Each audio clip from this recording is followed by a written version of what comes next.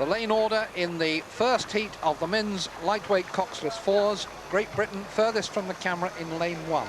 Argentina in 2. Denmark in 3. Ireland in 4. The Italians, whom we're looking at here, the world champions, in 5. Nearest to the camera, Australia in lane 6. This is a new event to the Olympic Games. It's the only event for lightweight in sweep oars categories, as opposed to sculling. So it does mean that all the best lightweight sweep oars competitors in the world are concentrated in one event. So even the heats are going to be very, very tough. 3 heats for 17 crews. Only the heat winners will get a direct place in the semi-final. The rest will have to take another chance in the semi-final. What about Britain's prospects, Chris? Well, I must say it's going to be very difficult. This is a seeded heat, but the seeding has managed to put the gold and the silver medalists from last year's championships together, and some extremely fancied crews, not least the Australians. The manner of this, the reason for this, is that those crews have not necessarily performed very well during this season, but it really does make it very difficult. Britain have got a very, very good group of athletes. The problem has been combining them in a good 4, and although all the crew have won medals with distinction, gold and silver, usually in the 8, it hasn't been very easy to find the right blend. But they've been working very hard in the last few weeks. They had a change of coach. Robin Williams, the Cambridge University coach, came in to help them, and we must hope that they're going to stay with the pack, and there's no reason why they shouldn't be well in the hunt here. They're in the white boat at the top of the picture, far side of the course as we look from the low angle. These are the Irish in lane 4. Italy, Australia, Ireland was the order at 500 metres. Great Britain was 6th, 2.5 seconds down. It's the 1, 2, 3, 4 at 500 metres. The Italians have got so much experience in their boat. The stern pair, I think, they've each won the World Championships 8 or 9 times. And they are really a startling pedigree. The Australians' boat largely composed from medal-winning scullers. They had so many scullers, they got into the rowing boats and won the places for that. And so they're also well in the picture.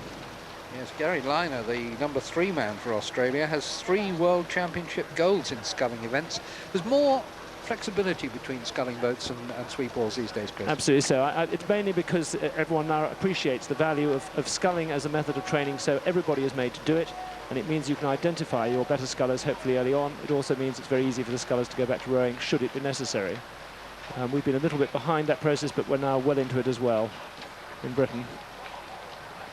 Denmark with Thomas Poulsen at 2. He's a newcomer. Otherwise, it's the 4 that won gold at the 1994 World Championships and silver last year.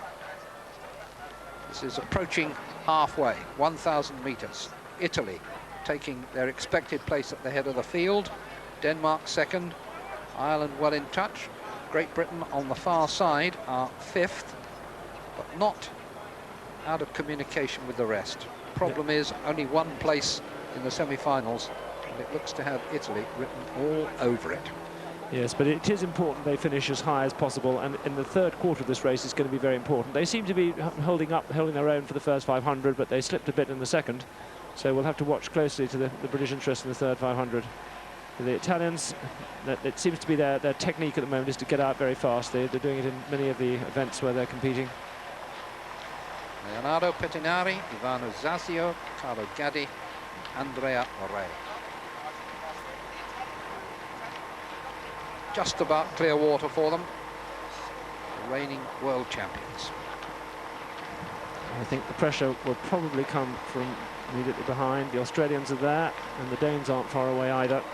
And it's worth fighting for this. This one at the winner going through is important. And with the lightweights, because they have to come down to weight for each race, obviously it's important if they can avoid a race, they can avoid having to come down, keep their weight down. Most of them have to come down to a prefix weight, which can be down literally up to 100 grams. They're really very precise about getting the average weight of the crew's right. Great Britain qualified for the Olympic Games by finishing 5th at last year's World Championships, but you're qualifying the boat, not the crew. Only Tom Kay remains from that lightweight 4. Yes, and that's a measure of the group. They had 6 athletes, in fact it was nearly 8 really at the beginning, and from that they tried to perm the very best combination. Yes, Toby Hessian was probably the unluckiest of them. He's had back surgery. Great Britain still less than 4 seconds back. They're in 5th place. Yes, they've done a phenomenal amount of training. There'll be no doubting their training for this event. Official timings at 1,500 metres. Italy with only half a second advantage. The Danes giving them a real race. May not see an enormous amount more of the Great Britain 4. David Lemon, Jim McNiven, Tom Kay and Ben Helm. Helm from London Rowing Club, the other 3 from Notts County.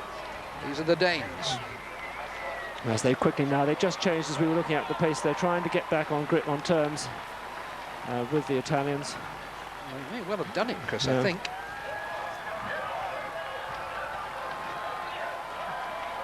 Yes, I think that they have. It's going to be a very good finish.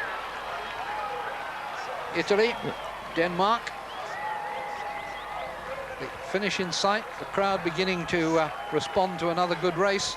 But the Danes have really imposed themselves here after the Italians went out fast and looked to have the race absolutely in their pocket, but it hasn't turned out that way.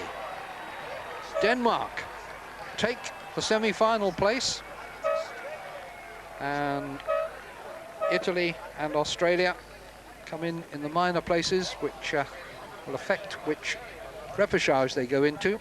But that's a blow to pride and morale for Italy. Great Britain finishing well down.